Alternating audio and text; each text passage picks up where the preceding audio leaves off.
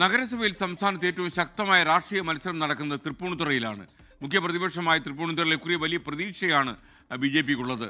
നില മെച്ചപ്പെടുത്താൻ UDFും വികസനം ചർച്ചയാക്കി ഭരണപക്ഷമായ LDFും ശക്തമായ പ്രചാരണത്തിൽ ഇറങ്ങിക്കഴിഞ്ഞു.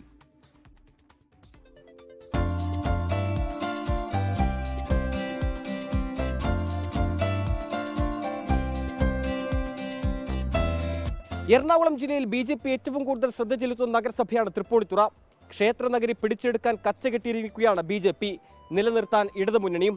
കേവലം ഒരു തദ്ദേശ തെരഞ്ഞെടുപ്പിനപ്പുറം അഭിമാന പോരാട്ടമാണ് ഇരു കൂട്ടർക്കും.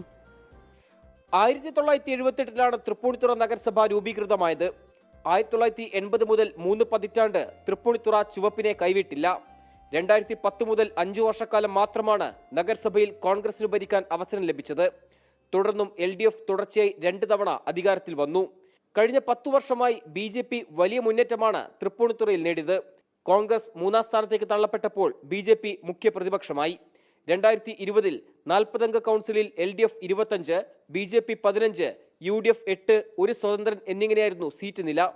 ഇതിനിടയിൽ CPMന്റെ 2 കൗൺസിലർമാരുടെ വിയോഗത്തെ തുടർന്ന് നടന്ന ഉപതെരഞ്ഞെടുപ്പിൽ CPMന് സിറ്റിംഗ് സീറ്റ് നഷ്ടപ്പെട്ടു. വിജയിച്ചതാകട്ടെ BJP. LDF 23, BJP 17 എന്നിങ്ങനെയാണ് നിലവിലെ കക്ഷി നില. ലൈഫ് പദ്ധതി ഉൾപ്പെടെ നഗരസഭയിൽ നടപ്പാക്കിയ വികസന പദ്ധതികൾ ഇടതിന് തുടർഭരണം നൽകുമെന്ന് നഗരസഭാധ്യക്ഷ രമ സന്തോഷ്.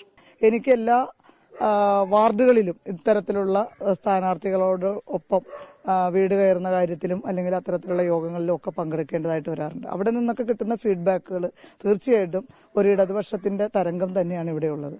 ഭരണ തുടർച്ച ഞങ്ങൾ ഉറച്ചു വിശ്വസിക്കുകയാണ്. അതിൽ യാതൊരു ആശങ്കയ്ക്കും ഇടയില്ല. കേന്ദ്രമന്ത്രിമാരായ സുരേഷ് ഗോപി, ജോർജ് കുര്യൻ എന്നിവരെ കൂടാതെ K. സുരേന്ദ്രൻ ഉൾപ്പെടെയുള്ള സംസ്ഥാന നേതാക്കളെ രംഗത്തിറക്കിയാണ് നഗരസഭയിലെ പ്രചരണം. അട്ടിമറി വിജയത്തിൽ കുറഞ്ഞതൊന്നും BJP ആഗ്രഹിക്കുന്നില്ല. തെരഞ്ഞെടുപ്പിന്റെ മുന്നോടിയായിട്ട് ഞങ്ങൾ 1-2 തവണ വീടുകൾ സന്ദർശിച്ചിട്ടുണ്ട്. 2 ഘട്ടങ്ങളിലായിട്ട് വീടുകൾ സന്ദർശിക്കുകയും ലഘുലേഖകൾ വിതരണം ചെയ്യുകയൊക്കെ ചെയ്തിട്ടുണ്ട്. അപ്പോൾ അത് ഞങ്ങളുടെ ഒരു ബേസാണ്. ഇലക്ഷനെ സംബന്ധിച്ചുള്ള ഒരു പ്രധാനപ്പെട്ട ബേസായിട്ട് മാറും. തൃപ്പൂണിത്തുറ പിടിക്കും.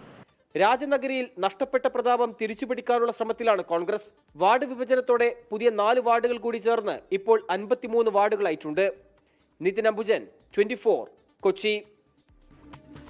ലോകത്തെവിടെയായാലും ഏത് സമയത്തും 24 വാർത്തകളും ഓഗ്മെന്റഡ് റിയാലിറ്റി പാക്കേജുകളും എക്സ്പ്ലെയിനറുകളും വിശദമായി കാണാൻ ഞങ്ങളുടെ YouTube ചാനൽ നിങ്ങൾക്ക് സബ്സ്ക്രൈബ് ചെയ്യാം.